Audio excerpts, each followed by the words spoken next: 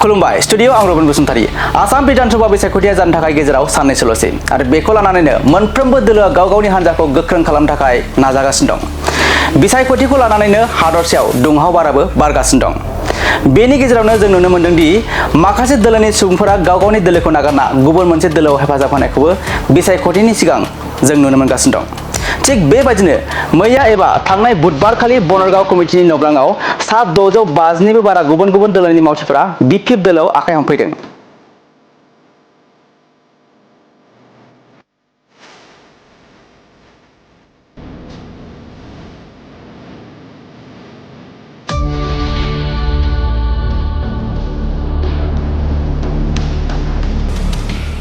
नंगौ 2 नं दतमा बेबनि सिङाव थानाय बनरगाव खाग्राबारियाव मैया गुबुन गुबुन दोलोनि सुबुंफोरा बिसायख'थिनि सिगां गासै सा 650निबो बारा बिपिएफ दोलोखौ मोजां मोननानै आखाइ हमफैयो।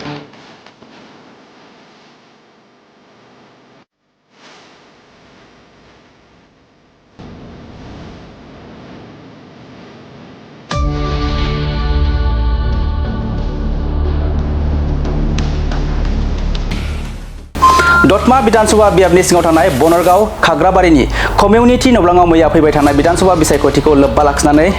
बिपिएफ हान्जानि मोनसे मेला खुंफुङो आरो थुंगेलाङो। हाबाफारियाव बाहागो लानानै एमएलए रबिराम नार्जारिया खौरांनि गेजेरजों माखासे गोनांथार बाथ्राखौबो बिबुंथि लाखियो। जोंनि 9 नं बनरगाव बिटिसि बियाबनि सिङाव थानाय बनरगावनि जे मोनसे कमिउनिटि हल जोंहा बेवहाय दं। बेयाव बनरगाव ब्लक बिपिएफनि बानजायनायाव जोंनि बनरगाव प्राइमारि कमिटि सिंनि दरब्रै दरबा गामिनिफ्राय फ्राय 650निबो बारा माने इउपिपिएल हान्जानि मानसिफ्रा बिपिएफ दोलोआव जइन जाफैदों आरो बेवहाय गासैबो हारि माहारिनि माने रायजो राजाफोर दङ। बर'फोरजों लोगोसे जोंहा सुत्रधरफोर बिथांमोनबो दं आरो लोगोसे दुरामारि हेकाइपारा जावलियापारा गामिफोरनि गासैबो जोंनि मुसलमान बिदा फंबायफोर जायफोरनाखि इउपिपिएल दलाव दंमोन बिथांमोनहा दिनैहाय बेयाव गासैबो दोलो बोलो फैनानै बिपिएफ हान्जायाव जइन जाफैदों। 650 जन मोनसे प्राइमारिनिफ्राय बिपिएफ हान्जायाव इउपिपिएल दलखौ गारना फैनानै जइन जाफैनाया राजनितिनि मोनसे बिराद गिदिर माने खहा जानाय बिर'धि दलनि थाखाय इउपिपिएल दलनि थाखाय बिराद गिदिर मोनसे खहा जानाय। मानो होनोबा दिनै नोंथांमोनहा मिथिगौ जे 650 जन फेमिलियाव मिनिमाम 3 भटआ दङ आरो 3 भटखौ हिसाब खालामनानै नायोबा माइन'रिटिफोरनि न'खरावथ' 7सिम थायो। दा बेखौ जों एभारेज हिसाबै 3सिम हमनानै लायोबाबो 650टा फेमिलियाव बिराद बुरजा भटआ दिनै इउपिपिएलनिफ्राय गुगाबाय आरो बिथांमोनहा थांनाय नैबे थांनाय बै बिटिसि इलेक्सन जे जादोंमोन सेप्तेम्बर दानाव बिसिमहालागै इउपिपिएल दलजोंनो जरदार भाबै बिथांमोनहा खामानि मावबोनाय। दा दिनै जों 650 जन जगदान होखांनायनि उनाव बिथांमोननि बुंनाय बाथ्राखौ जों जेखौ खोनादों दा दुरामारि हेकाइपारायाव जावलियापारायाव मुसलमान सम्प्रदायनि गेजेराव इउपिपिएल दलनि भेटिया गैला। इउपिपिएल दला शून्य जाबाय। थिग बेबायदिनो सुत्रधरपारा जे दङ हेकाइपारायाव बिथांमोनहाबो सेप्तेम्बर दानसिमहालागै इउपिपिएल दलजों दंफायोमोन। इउपिपिएल दलनो भटखौ होदों खिन्थु आथिखालाव बिथांमोनहा गासैबो गामियैनो इउपिपिएल दलखौ नागारनानै बिपिएफआव फैदों आरो फैयै फैयै नायनो जोंनि बे बनरगाव प्राइमारिनि सिङाव थानाय जोंहा बनरगाव खाग्राबारि बे दरनै बर' गामि जे दङ बे दरनै बर' गामियावबो जेखिनि इउपिपिएल दङमोन बिथांमोनहा गासैबो फैजोब्बाय। हयथ' खाग्राबारियाव 6-7 न'खर थाबावनो हागौ, बनरगावआव बिदिनो हयथ' 5 न'खर 6 न'खर थानो हागौ। बिसोरबो लासैनो फैगोन आरो बिसोरखौ लाबोनायनिबो जोंहा मोनसे माने सिन्था सरसाया दं बा बिथांमोनखौबो जोङो बरायगोन। जों खौसेयै थानानै राजनिति खालामगोन। जेसेबां बे ओनसोलाव थानाय इउपिपिएलजों लोगोसे गुबुन गुबुन दलनि मानसिफोर दं बिथांमोनहाबो इउपिपिएल दलखौ नागारनानै बिपिएफ दलाव हाबफैनायनि थाखाय जों अरायबो दरजाखौ खुला दोनदों। जोंनि मावथिफ्रा जोंनि दैदेनगिरिफ्रा बिथांमोनखौ बजबनानै एखेलगे खामानि मावनो थाखाय जाथियाव जोंनि राजनितिखौ खौसेथियाव लाबोनो थाखाय जों नारा-नाथा नाजागासिनो दङ। आथिखालाव बिटिसिआव हाग्रामा महिलारि बिथांनि दैदेननायाव जे मोनसे शक्तिशाली दा बिटिसि गभर्नमेन्ट दङ आरो बे बिटिसि गभर्नमेन्टआनो जोंनि बिटिसि ओनसोलनि मोनफ्रोमबो जाति जनगोष्ठीनि जौगाखांनायजों लोगोसे बिथांमोननि जे अभाब अभियोग दाबि दावा अधिकारफोरखौ सुफुंनायनि थाखाय माखासे पदक्षेप लानानै खामानि मावगासिनो दङ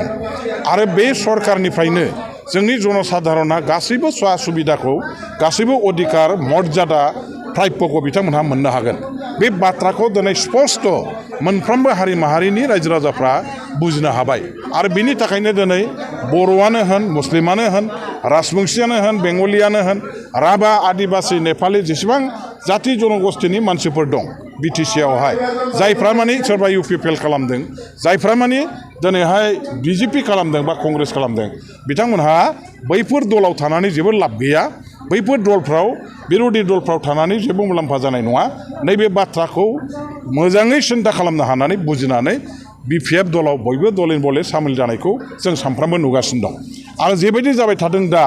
सारा जोंनि दतमा 2 नम्बर समस्ति एमएलए समस्ति जे दङ बेवहाय इउपिपिएल हान्जाया शून्य जानो थांगासिनो दङ दरफा गामियाव साफा सानैबो थाबथाहैगोन ना थाबथाहैया दिनै मोनसे साननो गोनां जादों सन्देह जानो गोनां जादों आरो बे मोनसे जोंनि बिपिएफ दलनि बेसेबांबा गिदिर मोनसे देरहासारनाय बिसायख'थिनि सिगांनो जों देरहासारनायखौ दिनैहाय रोखा नुनो मोन्दों आरो बिसायख'थिनि सिगांनो दिनै इउपिपिएल बा गुबुन हान्जाफोरखौ जोङो धंस जानायखौ जोंनि मेगनाव जों सानफ्रामबो नुगासिनो दङ दा बेखायनो आं खावलायगोन जे जेसेबांनाखि बिपिएफनि बादै गुबुन दलाव दङ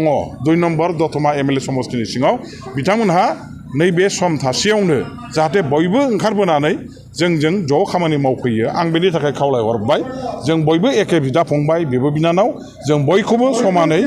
अननानै बजबनानै लोगोसेयै ज' खामानि मावलांगोन आवगायलांगोन जों रावखौबो माने इनाय खालामनाय नङा जों रावखौबो अयनाय माने मा होनो लाजि फोनांनाय नङा अपमान खालामनाय नङा बयखौबो जों समान बेसेन होनानै बयखौबो जोङो समान मर्यादा होनानै बयखौबो जोङो आंगो गावनि बिदा फंबाय साननानै लानानैनो जों राजनितियाव बिपिएफ हान्जाया खामानि मावलांगोन आं बेनि थाखाय जोंनि उल्था हान्जायाव थानाय इउपिपिएल बा गुबुन हान्जा बे हान्जाफ्राव थानाय मावथि दैदेनगिरि वार्कार बिथांमोनखौ खावलायहरबाय बिथांमोनहा जेबो गोनो गोथो उसुबिदा गोसोआव साननाय आख' फाख' गैयालासे जों फै आं जोथोन लागोन आं बिसेस करि बेवहाय बे समस्तिनि सासे बिजाथि महरै बा उनावबो आङो बिपिएफ हान्जानि सासे माने लेङाइ आफादगिरि हिसाबैबाबो बेसेबांखि दल गैया मानो बे दलफोरनिफ्राय फैनाय मावथि रायजो राजाफोरखौ गुवार गेबें गोथार गोसोजों आङो गोरबो बिखाजों बजबनानै बिथांमोनखौ अनसायगोन जोथोन लागोन आरो खामानि मावनो थाखाय खाबु होगोन सुजुग सुबिदाखौ होलांगोन